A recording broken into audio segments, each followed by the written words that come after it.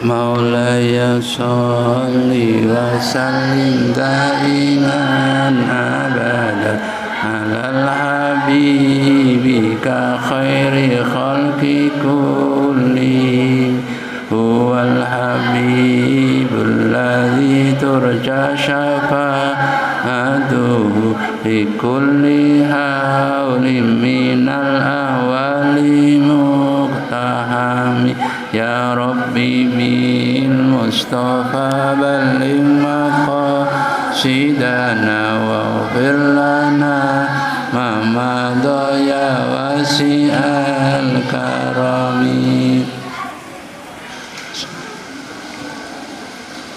الفاتحة. أعوذ بالله من الشيطان الرجيم. بسم الله الرحمن الرحيم. الحمد لله رب العالمين الرحمن الرحيم مالك يوم الدين إياك نعبد وإياك نستعين اهدنا الصراط المستقيم صراط الذين أنعمت عليهم غير المغضوب عليهم ولا الضالين آمين. صلى الله علينا وأمهاتنا وأجدادنا وجداتنا شيء لهم. الفاتحة. أعوذ بالله من الشيطان الرجيم. بسم الله الرحمن الرحيم. الحمد لله رب العالمين الرحمن الرحيم مالك يوم الدين إياك نعبد وإياك نستعين اهدنا الصراط المستقيم صراط الذين أنعمت عليهم غير المغضوب عليهم ولا الضالين آمين. لحاجتنا. الفاتحة. أعوذ بالله من الشيطان الرجيم. بسم الله الرحمن الرحيم. الحمد لله رب العالمين الرحمن الرحيم مالك يوم الدين إياك نعبد وإياك نستعين اهدنا الصراط المستقيم صراط الذين أنعمت عليهم غير المغضوب عليهم ولا الضالين.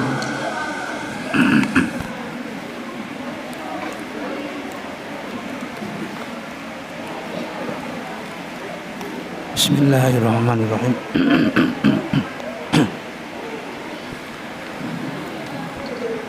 Alhamdulillahirabbil alamin. Assalatu wassalamu ala asrofil anbiya'i wal mursalin Sayyidina Muhammadin wa ala alihi wa sahbihi ajma'in, amma ba'du. Qala musannifu rahimahullahu ta'ala fi kitabil karim wa nafa'ana bi ulumihi fi daraini amin.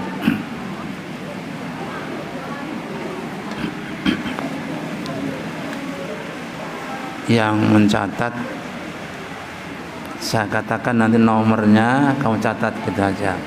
Penjelasannya tidak perlu kalian catat. Jadi yang kalian catat adalah nomornya, temanya apa, catat.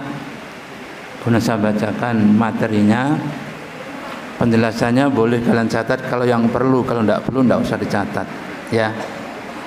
Sehingga kalian punya urutan dari nasihat-nasihat ini. Sekarang baru sampai nasihat yang kelima. Beri angka saja 5 itu. Karena ini kitab memang menggunakan angka-angka. Sistematika angka-angka gitu. Nasihat keberapa, nomor berapa gitu. Ini adalah nasihat yang ke-5.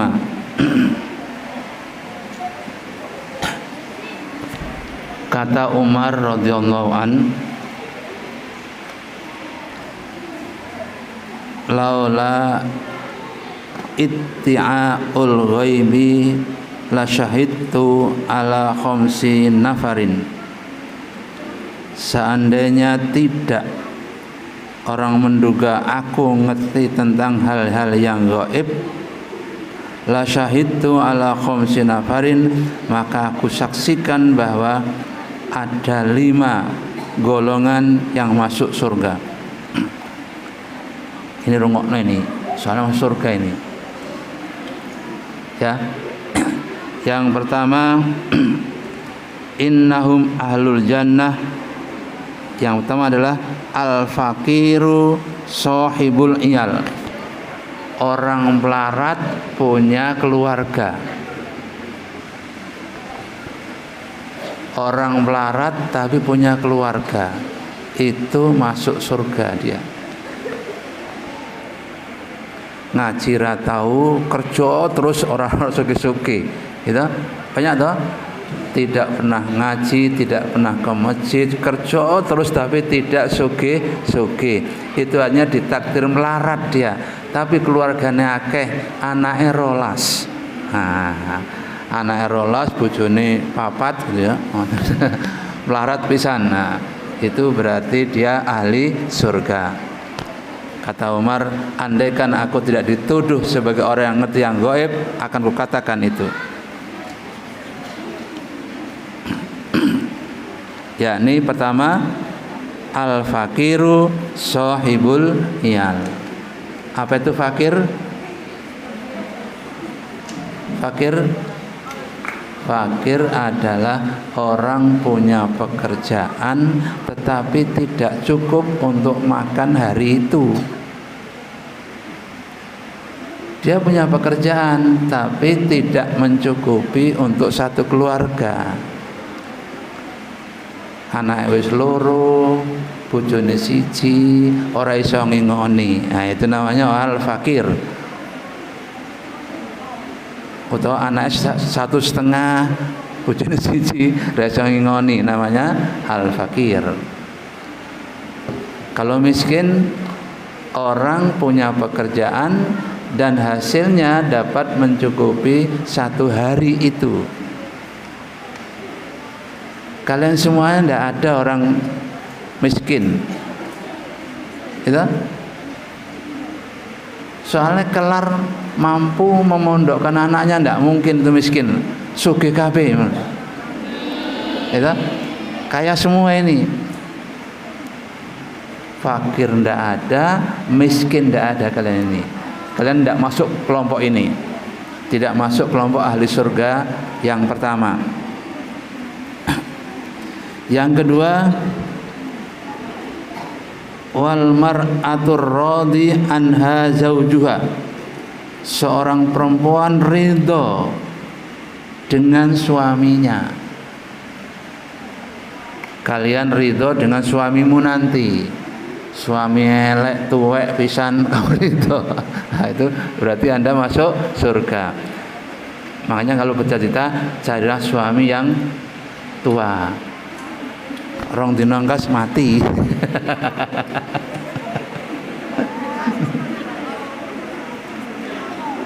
Loh, ada toh istri Kanjeng Nabi namanya Saudah, itu usianya 87 tahun. Kanjeng Nabi usianya 60 tahun. Selisih berapa? Selisih 23 tahun, 27 tahun. Dinikah Kanjeng Nabi, 2 bulan berikutnya meninggal sudah. Anaknya 10, cilik-cilik lagi. Anaknya 10 kecil-kecil. Nah, itu Rasulullah yang pemberani betul dia.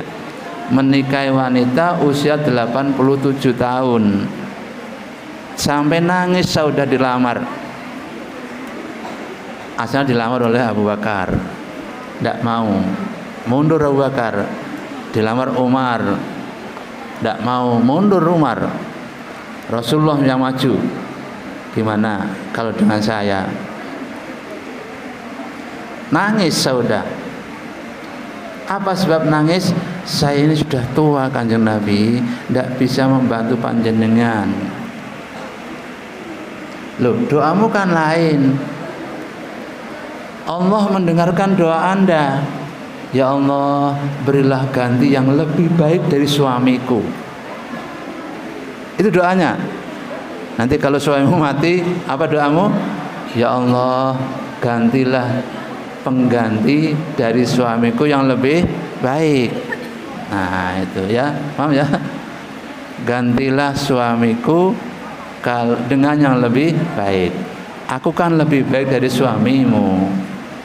Tidak bisa lah, akhirnya diterima oleh Saudah. Ternyata Saudah sudah usianya 87 tahun. Tapi Musa kelihatan muda. Karena ikut perang. Saudah ini lincah betul ikut perang. Setelah dinikah oleh Kanjeng Nabi, 2 bulan berikutnya wafat. Meninggal anak 10. Kanjeng Nabi kebodohan menjadi anak tiri 10 orang. Nah, tapi Nabi itu pemberani luar biasa, tidak apa-apa itu.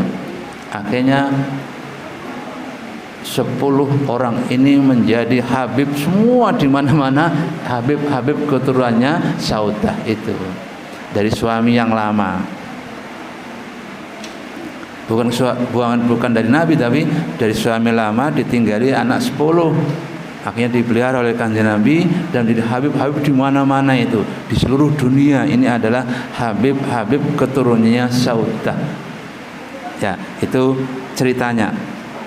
Seorang wanita ditinggal mati suaminya dan berdoa, ya Allah berilah aku ganti yang lebih baik. Tapi ini petanda ahli surga pertama adalah al-mar'atur radhi anha zaujuha, seorang wanita ridho dengan keadaan suaminya. Suamimu sakit nanti, peliharalah dengan baik-baik, rawat dia dengan baik-baik, jangan kamu singkirkan dia, malah disingkir selingkuh nanti, jangan itu. Gitu. Anda pelihara baik-baik, rawat baik-baik, Anda ridho aku punya suami yang sakit ini, insya Allah Anda ahli surga. Ini kata Umar, andaikan tidak duduk sebagai orang yang ngerti tentang gaib. Yang ketiga, wal mutasaddiqatu bimahriha ala zaujiha. Ini yang sering katakan bahwa kalau Anda minta mas kawin kepada suami Anda nanti, jangan yang remeh-remeh, mintalah yang bisa berkembang. Ayam enggak apa-apa 100 gitu enggak. Ayam 100 enggak, atau emas. Emas kan bisa berkembang, lama-lama kan mahal harganya, ya, emas saja. Jangan seperangkat alat sholat, saiki tuku 150, sesuk didol payu 100.000, rusa didol payu 50.000, berikutnya seminggu berikutnya didol ora payu san. Jadi Kanjeng Nabi itu maksudnya begitu, mas kawin itu adalah berkembang. Makanya Kanjeng Nabi, apa mas kawin Kanjeng Nabi? 100 ekor unta. Kepada Khadijah kan itu ditanya oleh pamannya Abu Thalib, Muhammad, apa rencanamu kau berikan kepada Khadijah? 100 ekor unta yang sudah siap kawin. Loh, dari mana? Kita lihat ke Abwa. Akhirnya ngajak Abu Thalib ke Abwa. Dilihatnya satu bukit itu onta semua. Itu onta saya.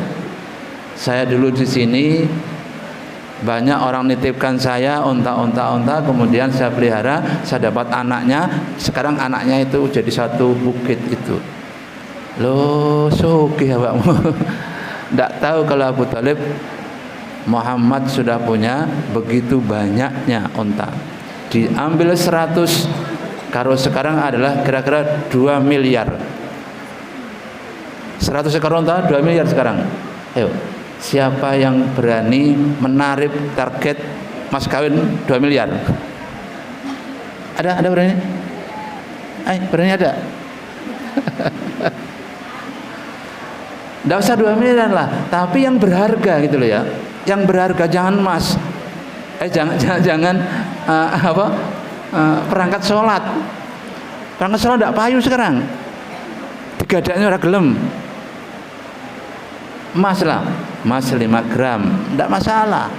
5 gram sekarang, nanti kalau suami bangkrut sudah berapa harganya ya? Manusia kan fluktuatif, naik turun, kadang untung naik, kadang surut. Loh, begini, suatu ketika nanti kalian akan alami kalau pedagang nih, Anda ini utangnya akeh, barang-barang semakin habis, kemana ini? Tidak tahu Anda? Ini barang-barang semakin habis, utang semakin membengkak. Tidak tahu Anda kemana perginya? Itu Allah.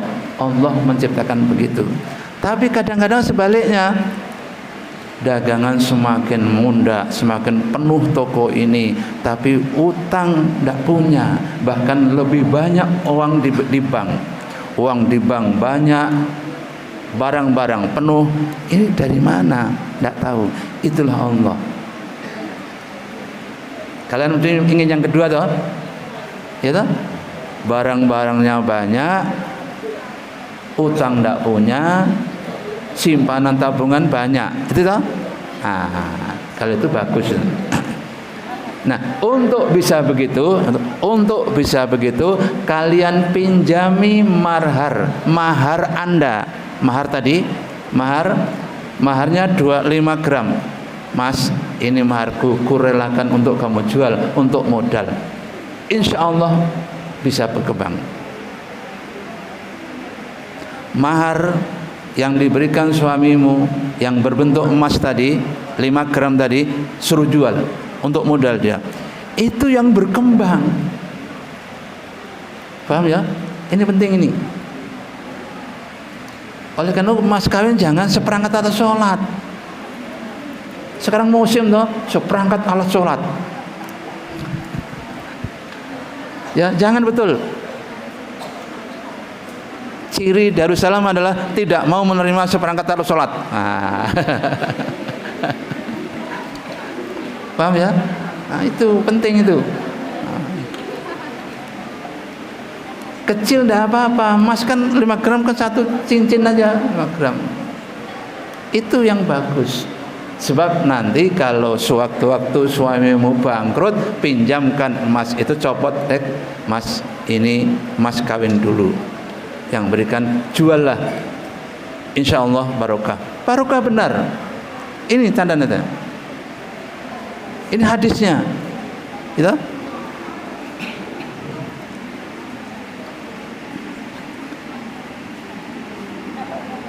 Al-mutasaddiqatu bimahriha ala zawjiha. Ini hadisnya. Mensodakohkan maharnya kepada suaminya. Mensodakohkan maharnya kepada suaminya. Itu yaitu nomor berapa tadi? Nomor 4 ya, nomor 4. Nomor 5, warradi anhu abawahu watta'im. Nomor 3 tadi, nomor 3. Warradi anhu abawahu. Kedua orang tuanya rela, merelakan anaknya. Siapa yang melamar Muna? Santri Pak. Orang berangkat. Anda direlakan dinikahi oleh santri yang lain. Silakan, tidak apa-apa. Orang tahu rela, Anda rela menerima santri pacarmu, orang tuamu merelakan kamu dinikahi oleh santri, itu berarti Anda ahli surga. Enak toh? Itu makanya Umar, andaikan aku tidak dituduh sebagai orang ngerti hal yang gaib, akan kukatakan itu. Jadi orang yang menerima rela ya, orang rela dari bapaknya merelakan dia, gitu loh. Tapi Pak, saya dibawa ke Timur Tengah, tidak apa-apa, berangkat saja. Tapi Pak, rumahnya desa betul, tidak apa-apa, berangkat saja. Asalkan orang tua Anda rela, Anda ahli surga. Yang penting surga itu, ya. Jadi Anda rela, loh saya di desa betul, duesit, tidak apa-apa nak, berangkatlah. Asalkan orang tua kalian rela, ridho, berarti Anda ahli surga. Yang kelima, wattaibu minadz-dzanbi, orang taubat dari dosanya. Yang kelima adalah wattaibu minadz-dzanbi, orang yang taubat dari dosa-dosanya. Ya, jadi orang ahli surga itu yang pertama adalah al-fakiru sahibul iyal, orang yang fakir tetapi punya keluarga. Yang kedua, wal mar'atur radhi anha zaujuha, wanita yang merelakan keadaan suaminya. Yang ketiga, wal mutasaddiqatu bimahriha ala zaujiha, yakni orang yang merelakan mas kawinnya kepada suaminya. Yang keempat, warrodi anhu abawahu, orang direlakan oleh kedua orang tuanya. Dan yang kelima, wattaibu minadz-dzanbi, orang taubat dari dosanya. Nah, itu 5. Kamu tulis 5 ahli surga. Kamu pilih yang mana? Terserah. Ya. Paling-paling yang kau pilih al-mutasaddiqati, mas kawin kau berikan kepada suaminya. Nah, coba kalau mas kawin perangkat alat sholat, perkawinan sudah 3 tahun, sopo gelem tuku? Tidak ada ya.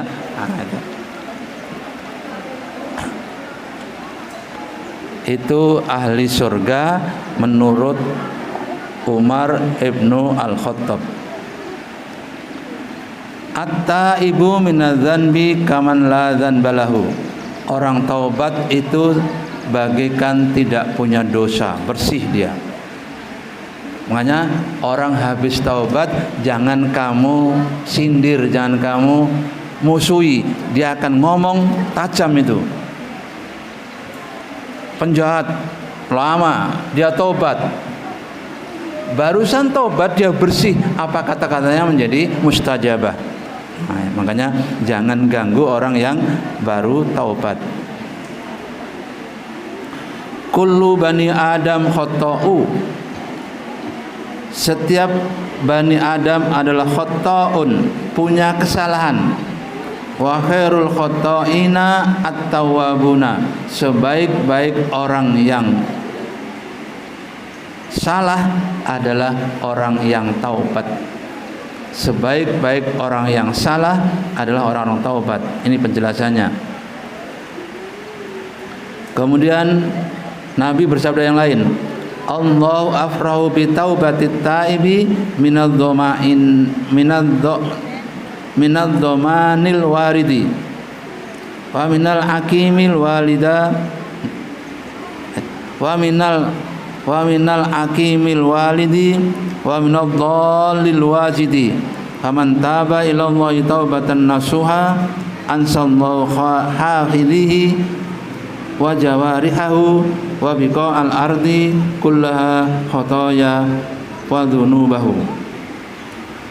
Nah, itu penjelasan dari orang-orang yang masuk surga disarai oleh Imam An-Nawawi Al-Bantani.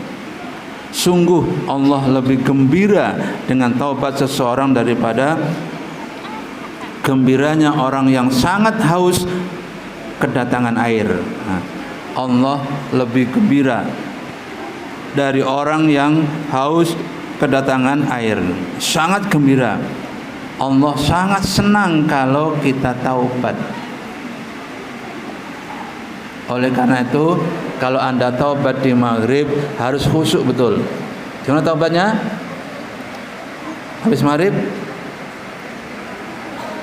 Astaghfirullahaladzim alladzi la ilaha illa huwal hayyul qayyum wa atubu ilaih. Ya, itu taubat. Kalau kalian ucapkan sampai masuk ke dalam hati, berarti tobat Anda tobat nasuha. Ucapkan ya. Oke, habis maghrib ucapkan itu sampai meresap dalam hati Anda. Tidak cukup 3 kali, 5 kali, 7 kali, 11 kali, tidak masalah.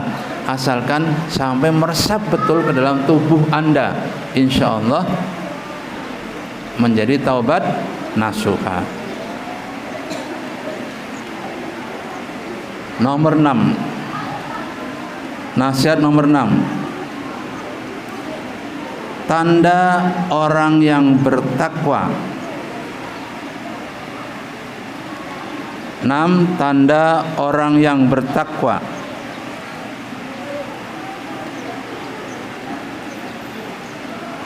Khamsun 5 hunna alamatul muttaqina. Ada 5 tanda-tanda orang yang bertakwa.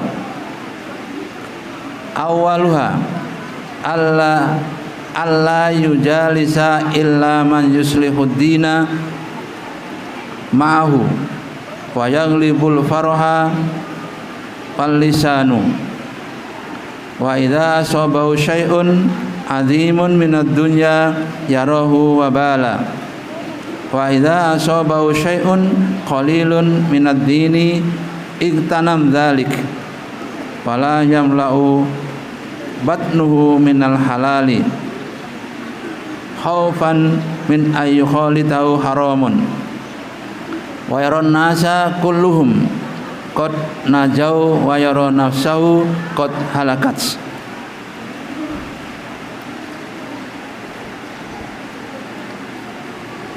Lima tanda orang yang takwa. Yang pertama adalah duduk bersama selain dengan orang yang menjadi hak agamanya bila bersama orang tersebut dan bisa menahan kemaluan dan ucapannya. Kita duduk bersama orang alim. Karena semua alim toh, duduk semua sama semuanya. Dan yang kalian bicarakan bukan yang lain, bukan tentang kemaluan, tetapi yang bicara adalah tentang yang baik-baik saja. Makanya kalian di sini jangan ngomong tidak-tidak, karena Anda sedang berjamaah dengan orang alim-alim, orang nuntut ilmu pengetahuan. Ya, jangan ngomong sembarangan di tempat ini, tapi ngomonglah yang baik-baik, karena Anda adalah orang yang calon alim. Ya, calon belum alim itu sekarang calon alim. Kalau calon alim duduk dengan calon alim yang lain, maka jangan ngomong sembarangan. Ya, jangan main-main. Seriuslah. Nah, supaya kalian termasuk orang yang bertakwa. Yang kedua,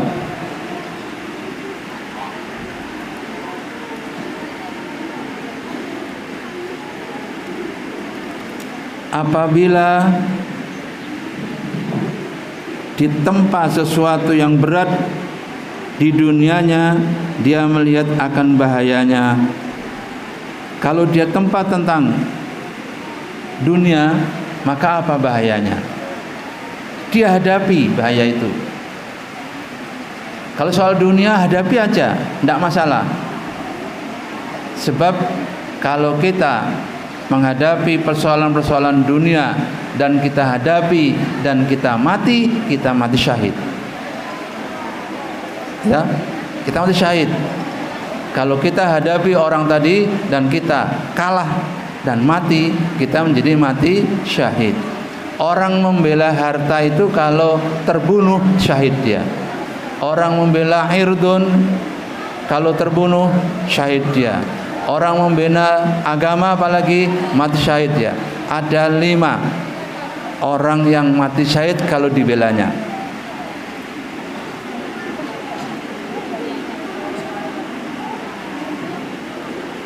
Yang ketiga, apabila ditimpa sedikit saja dan agamanya, dia menjadikan hal itu sebagai sesuatu yang menguntungkan.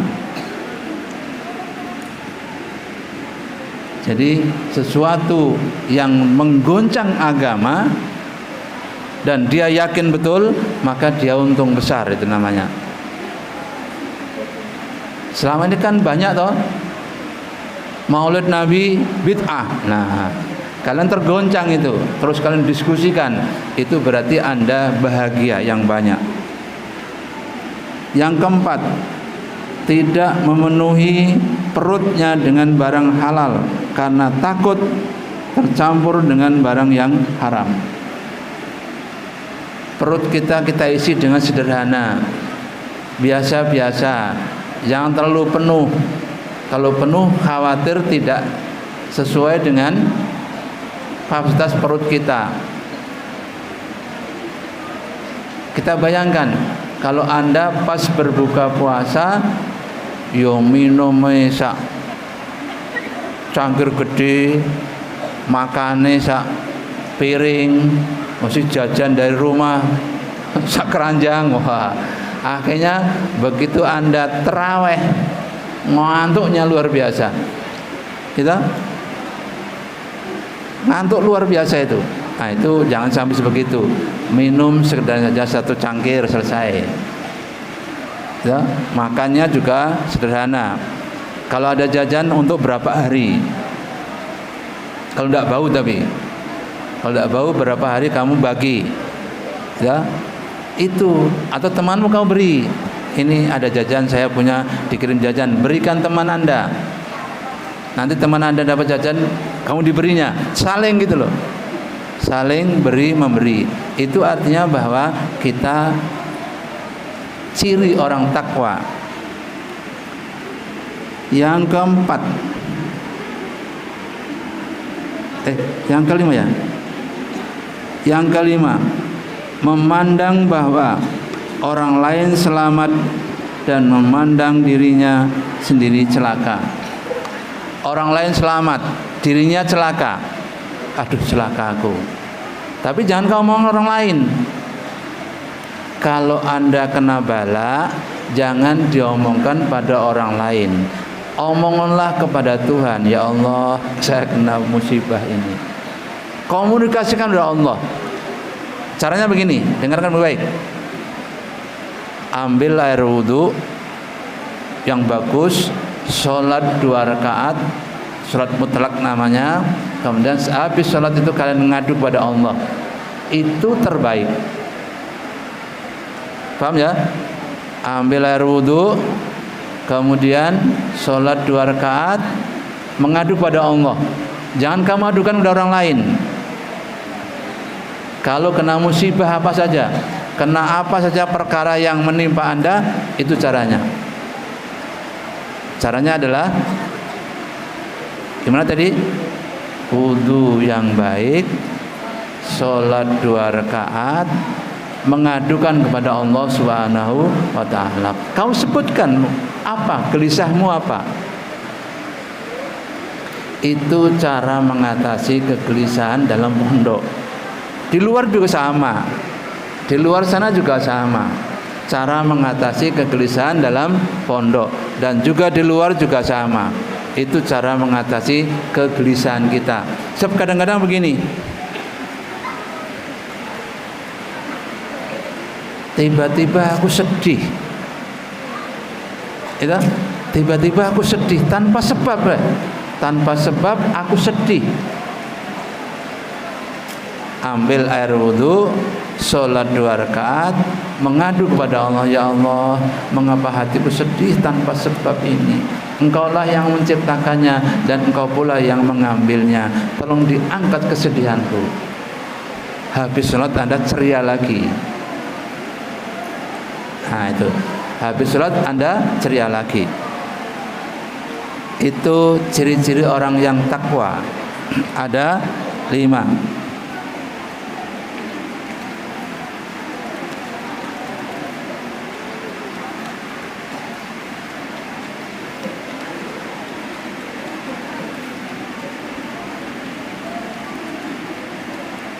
Yang ketujuh, nasihat yang ketujuh,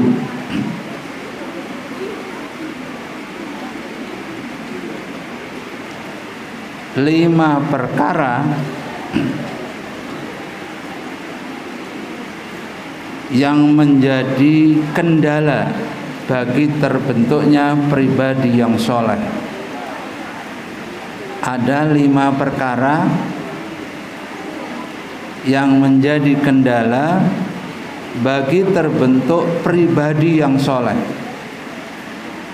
Kita semua ingin menjadi pribadi yang soleh. Kendalanya ada 5. Penghalangnya ada 5. Penghalang kita ingin menjadi pribadi yang soleh ada 5.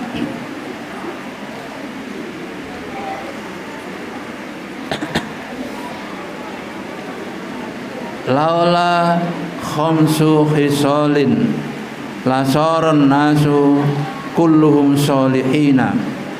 Seandainya tidak ada 5 perkara yang menjadikan manusia seluruhnya menjadi soleh. Amal perbuatan soleh dicita-citakan oleh setiap individu. Yang pertama adalah qanaatul bil jahli.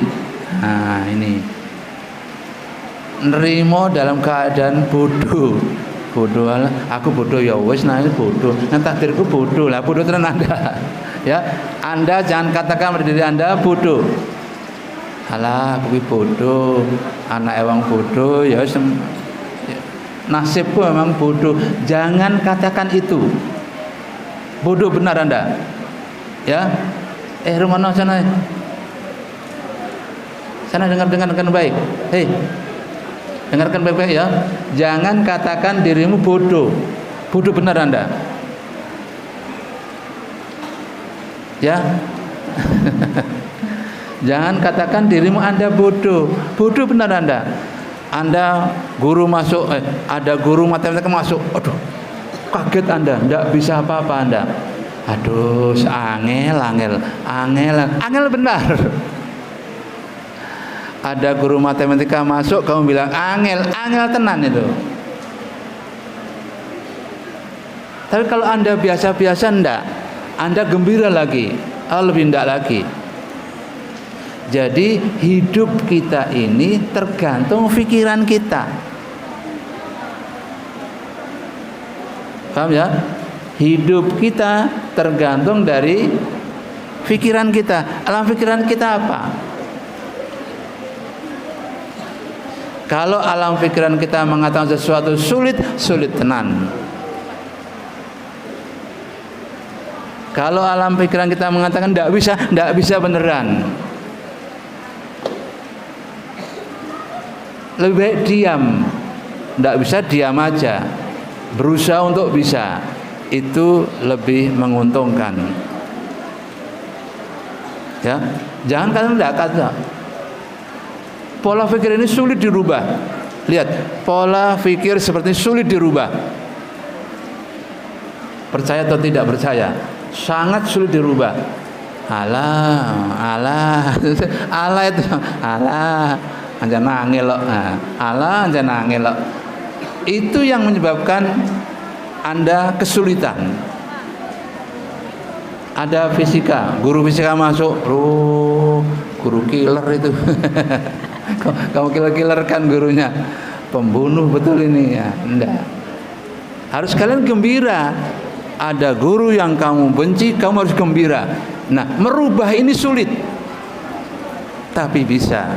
Sulit tapi bisa. Nah, kalau Anda bisa merubahnya yang lebih fresh, lebih senang, maka Anda pasti bisa.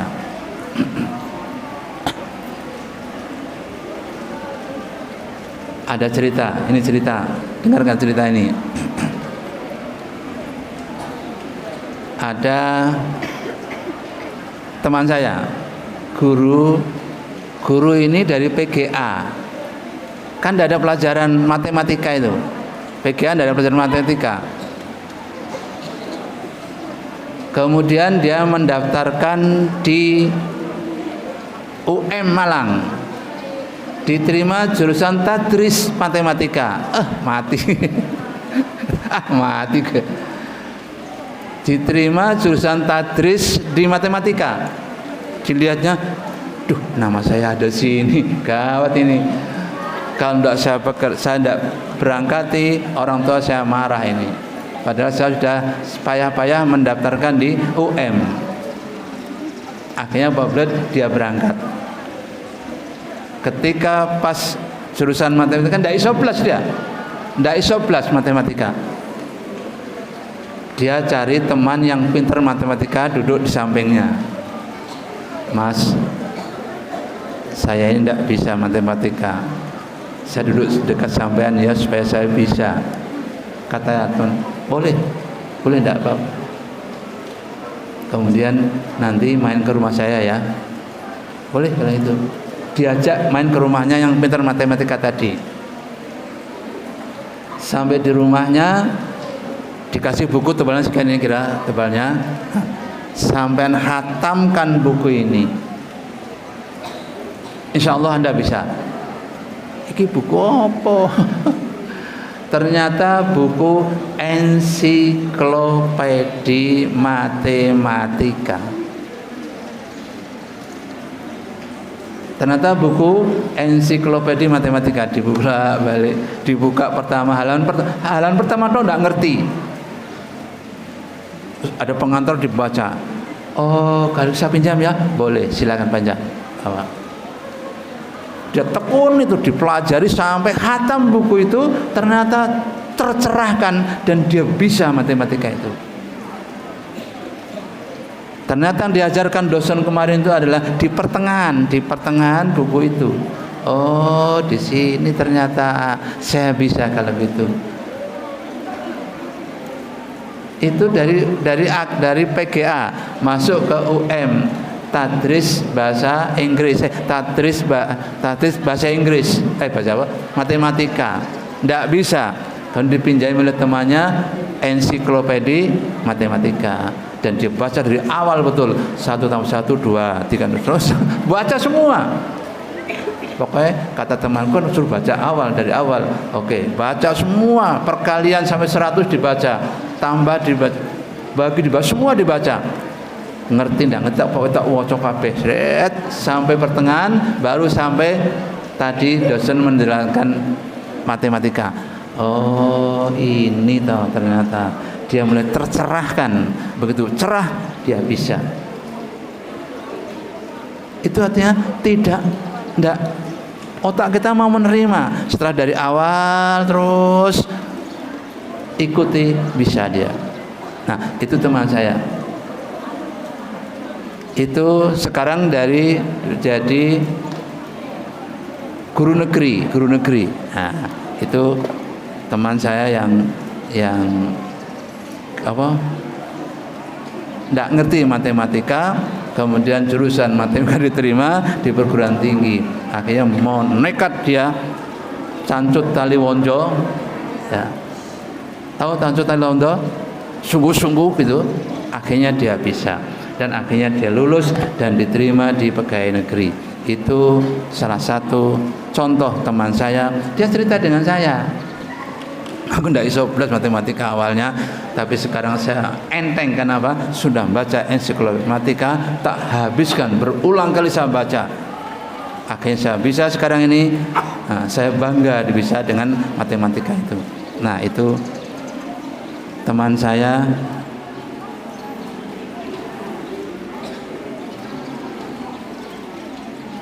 Oleh karena itu, kalau masih ada orang nerimo dengan bodoh, itu berarti fatal. Ya, itu penghalang dari kepribadian yang soleh. Yang kedua, wal hirsu ala dunya, rakus terhadap dunia.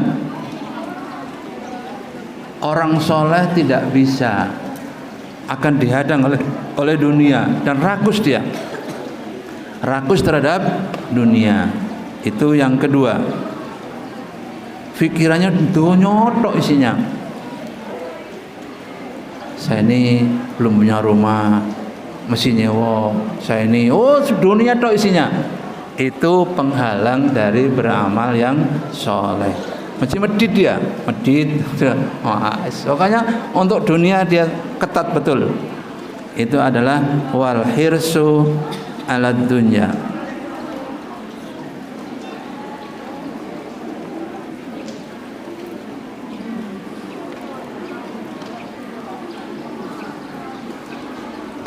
Yang ketiga, wasyuhu bil fadli.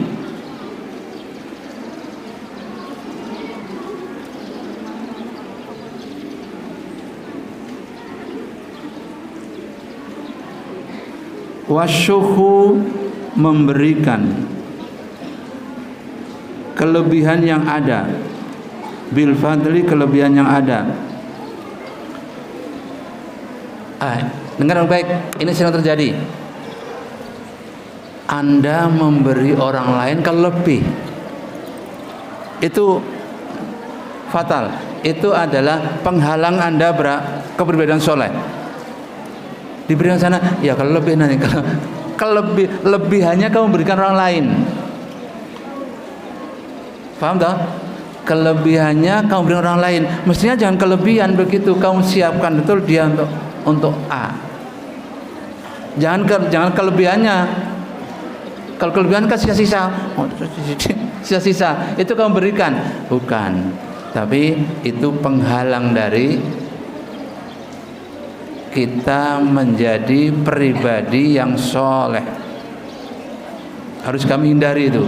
Jangan sampai kita menjadi orang seperti itu, memberikan pada orang lain, tapi kalau tidak lebih, tidak kamu beri. Ya? Kalau lebih aja kau beri, kalau tidak. Oleh karena itu, kalau memberi orang lain, yang duluan lah, ambil duluan, belikan orang lain. Yang baik, bukan kelebihan, bukan lebih-lebih. Tidak lebih, tidak apa-apa, berikan dia. Jadi jangan memberi sesuatu yang berlebih pada diri Anda. Apalagi putri, itu sangat menentukan.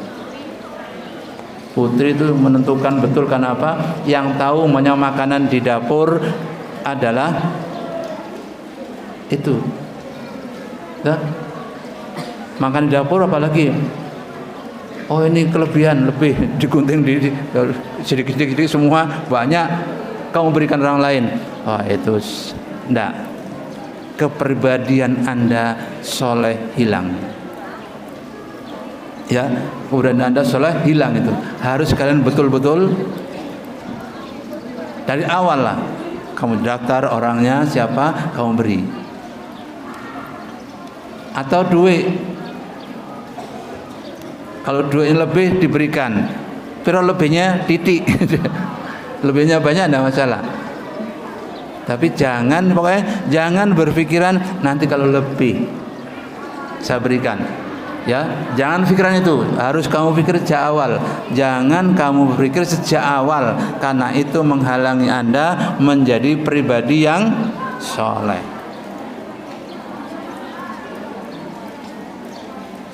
Waria bil amal.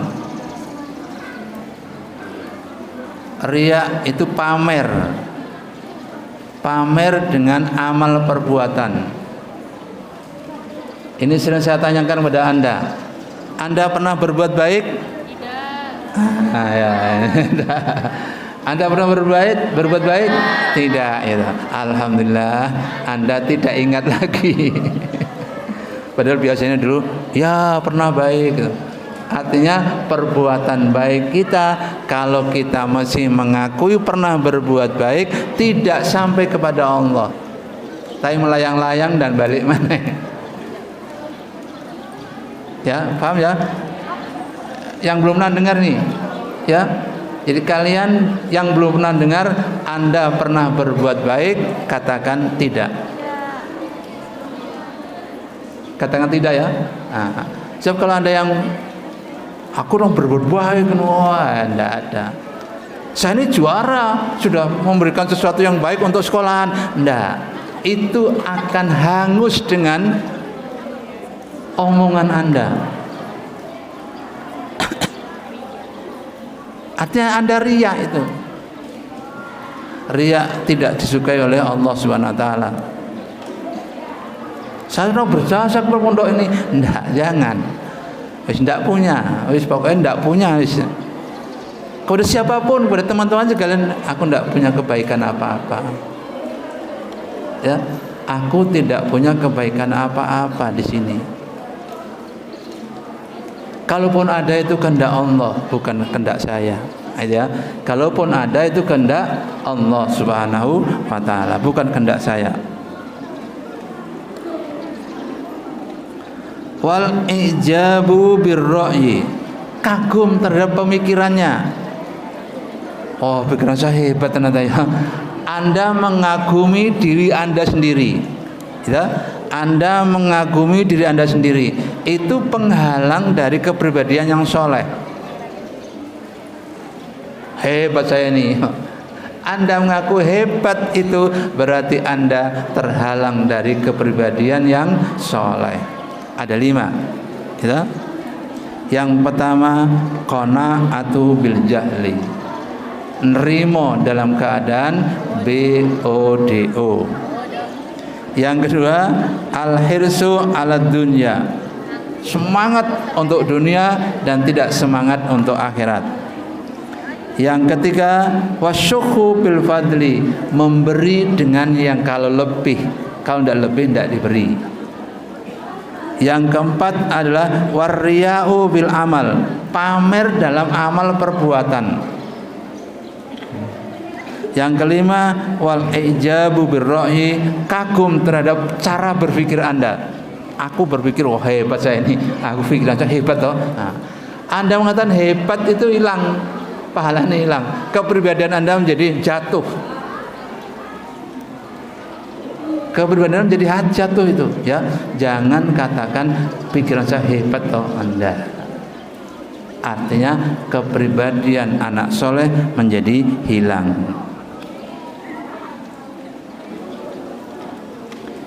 Ini penjelasannya. Allahu yabghidu kull alimin bid dunya jahilin bil akhirah. Allah murka terhadap setiap ilmuwan dunia tetapi bodoh dalam soal akhirat. Ini pernah disesali oleh B.J. Habibie, dan B.J. Habibie membuat puisi. Ingat ya?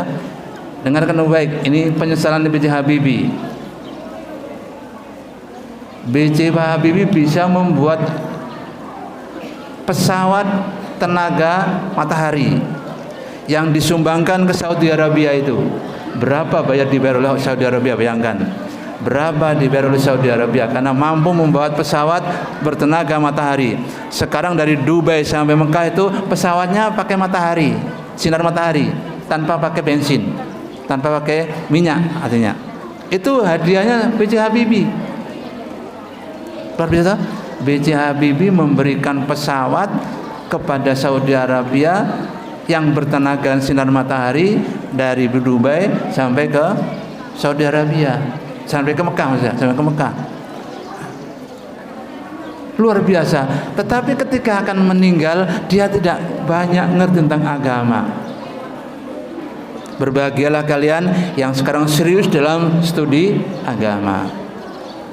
Boleh Anda jadi insinyur, profesor, doktor tentang ilmu umum, ilmu yang duniawi maksudnya, ilmu dunia, tapi juga alim dalam soal akhirat. Itu penting. Biarlah saya alim dalam soal akhirat, tidak harus dunia semuanya. Anda benar tidak? Benar berarti ya. Anda bercita-cita menjadi seorang alim dalam soal agama. Itu sudah benar. Anda sekolah, pondok, pesantren, ada tradisi-tradisi yang ada di pondok pesantren toh.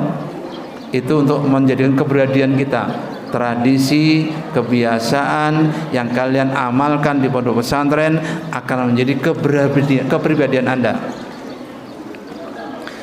Kemudian ada ilmunya, ilmu diberikan kepada Anda, ilmu dasar-dasar diberikan semuanya. Itu juga mendukung kepribadian Anda. Yang ketiga, Anda selalu menyapa sesama, antar teman, dan baik-baik saja. Itu juga kepribadian Anda. Nah, itu kepribadian yang kita bangun dengan sedemikian rupa. Ini penting dalam membangun kepribadian ini, jangan sampai kita lupa ya. Dzanbul alimi dzanbun wahidun wa dzanbul jahili dzanbani. Dosanya orang alim itu satu, tapi dosanya orang bodoh dua.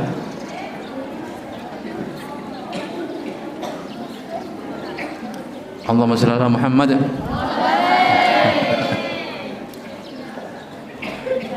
Dosanya orang alim satu, dosanya orang bodoh dua. Bagaimana penjabarannya? Seperti di bawah ini. Sudah tahu ya? Seperti di bawah ini. Orang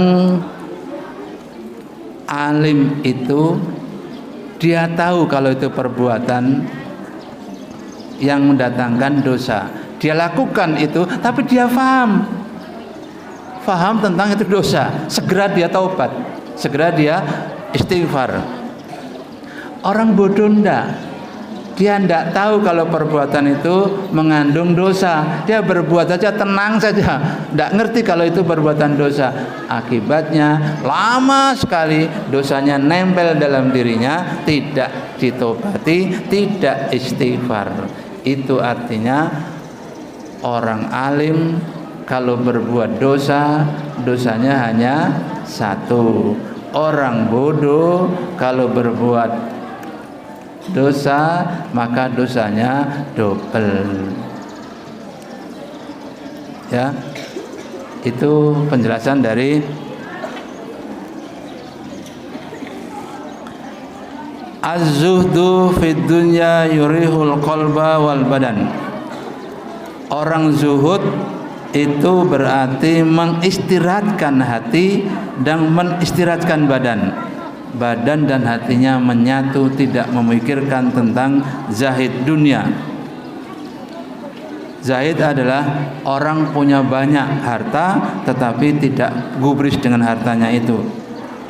Warraghbatu fiha tut'ibul qalba wal badan.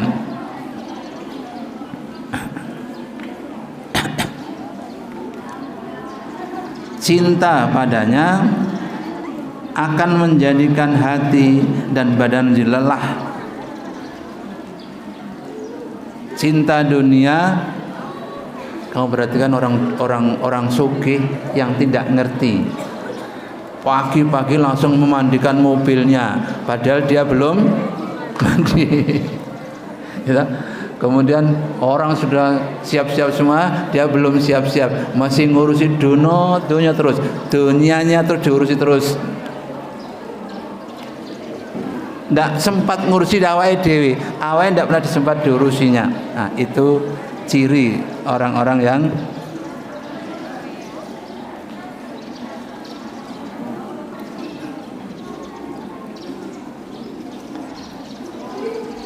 nikmatid darud dunya liman tazawwaja minha li akhiratihi hatta yurdiya rabbahu. Nikmatnya rumah dunia adalah tazawwada minha, apabila bertambah-tambah harta bendanya, li akhiratihi, tidak li akhirat, untuk akhiratnya, hatta yurdiya rabbahu, sehingga Allah meridhoi. Wa bi'sad darud dunya, sedangkan sejelek-jeleknya rumah dunia liman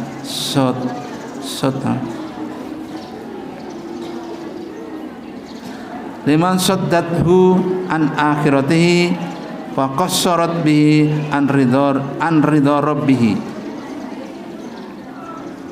Sejelek-jelek dunia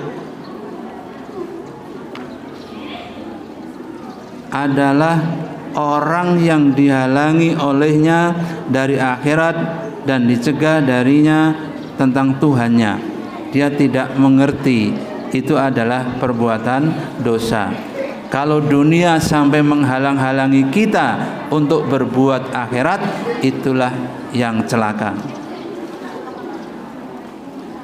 Asyaddun nasi adzaban yaumal qiyamati may yuridin nasa anna fi khairan la khairan fihi.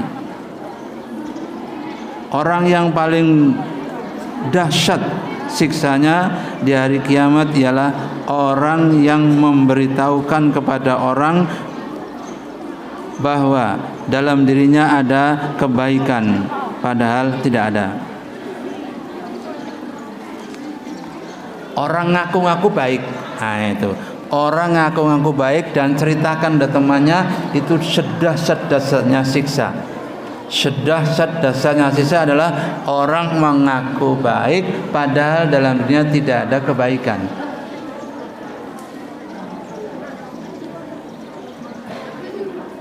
Paham ya?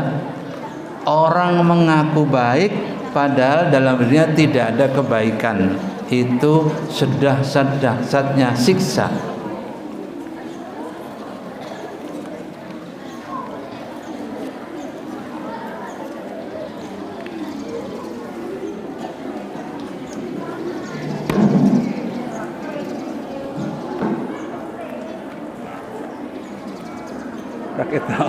Sudah kita.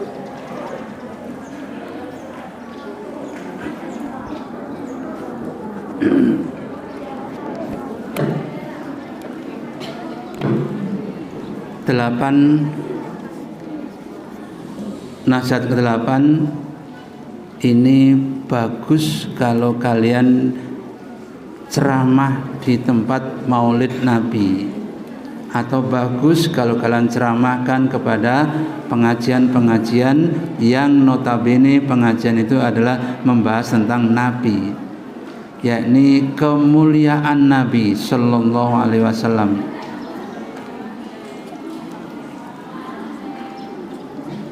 Apa saja kemuliaan Nabi itu?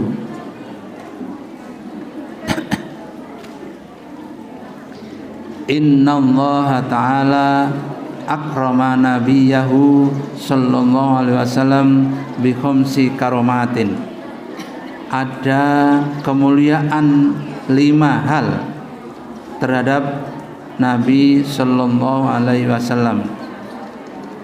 Yang pertama, akramahu bil ismi, mulia dalam nama.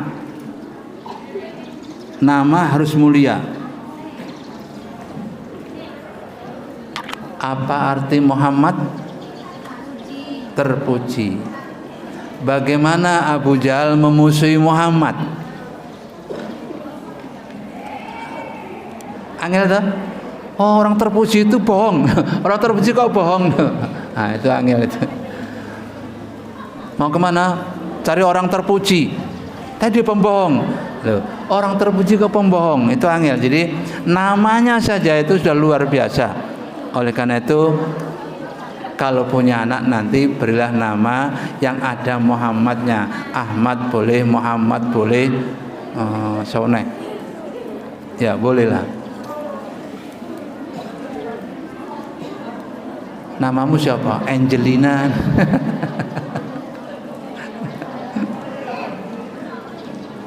Siapa nama? Ada Angelina namanya? Ada ya? Ada Angelina. Itu saya mendengar nama itu kemudian saya cari artinya. Loh ya Allah, mengapa orang namanya Angelina?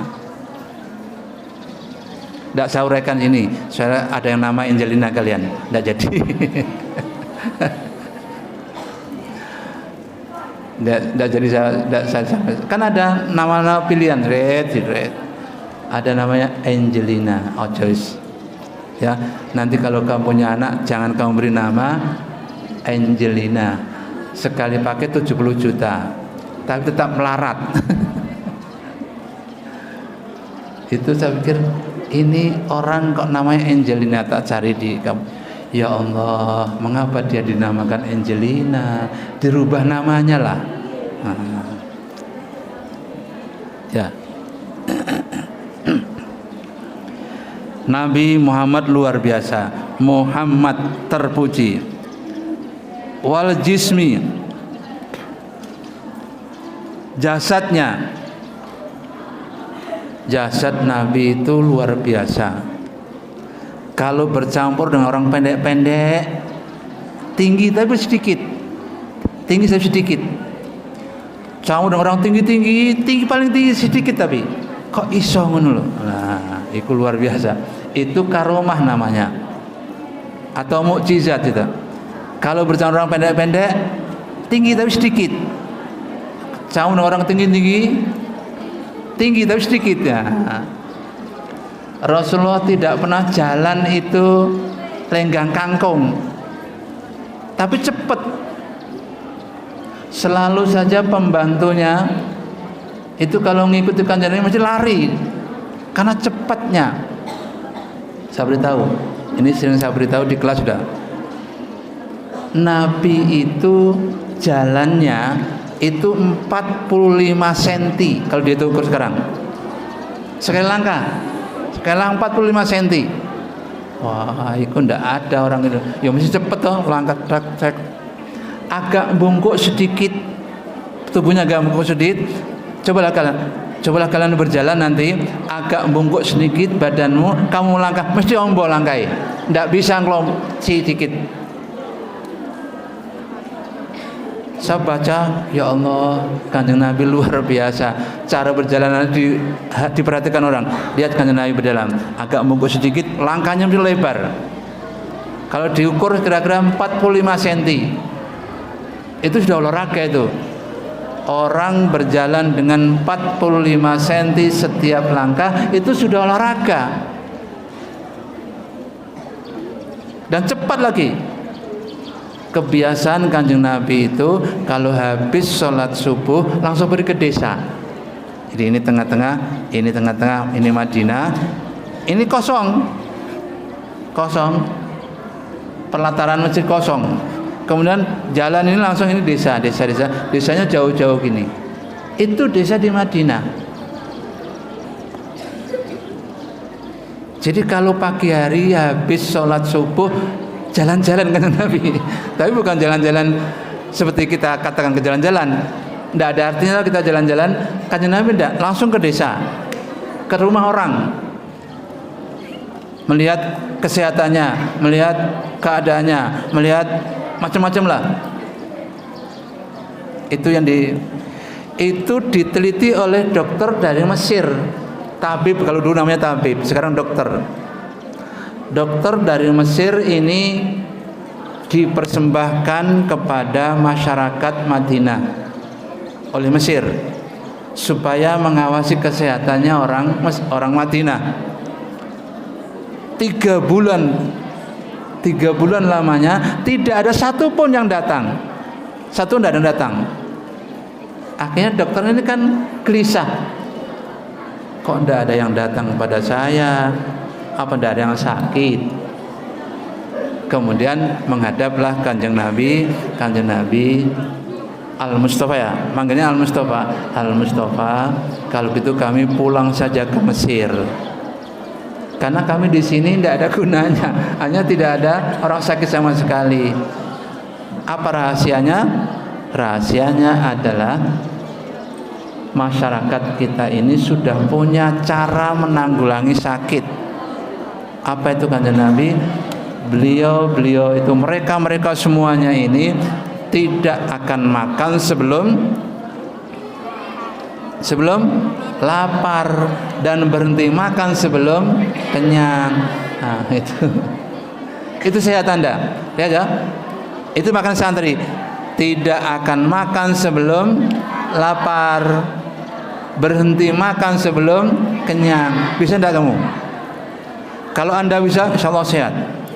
Rasulullah tidak pernah sakit. Rasul tidak pernah sakit. Gara-gara itu tidak akan makan sebelum lapar, berhenti makan sebelum kenyang. Itu rahasianya.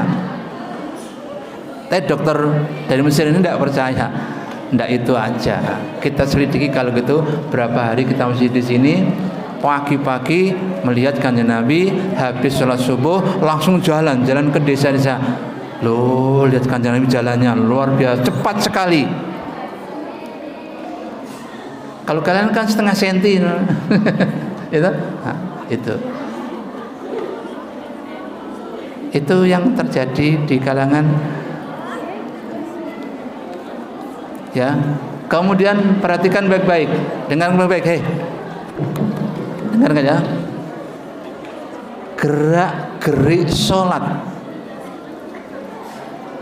itu menjaga kesehatan Anda. Perhatikan baik-baik. Kalau Anda sujud gimana? Sujud, tangan menghadap kiblat, muka, hidung dan mulut menghadap lantai. Itu lantai toh? Tidak menghadap kiblat, itu menghadap lantai. Kemudian kaki Anda gimana? Mancat itu. Supaya apa? Ujung jarinya menghadap kiblat. Itu akan menjaga kesehatan Anda. Lihat kalau sholat, ujung jari kita mancat supaya apa? Sehat tuh.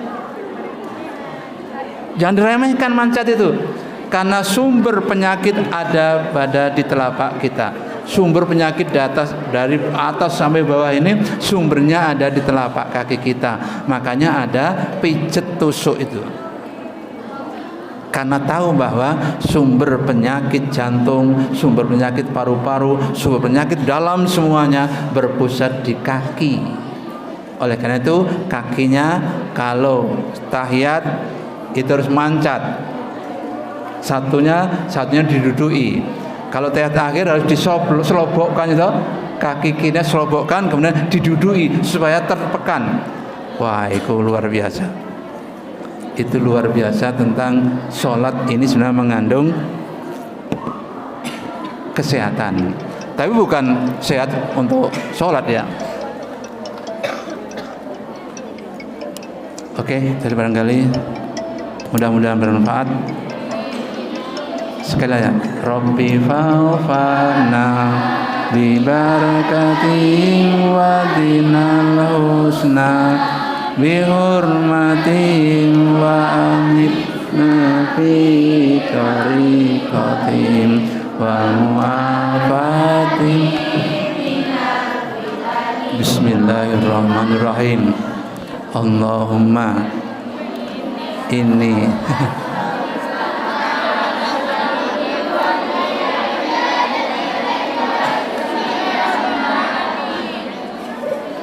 terus bismillahirrahmanirrahim.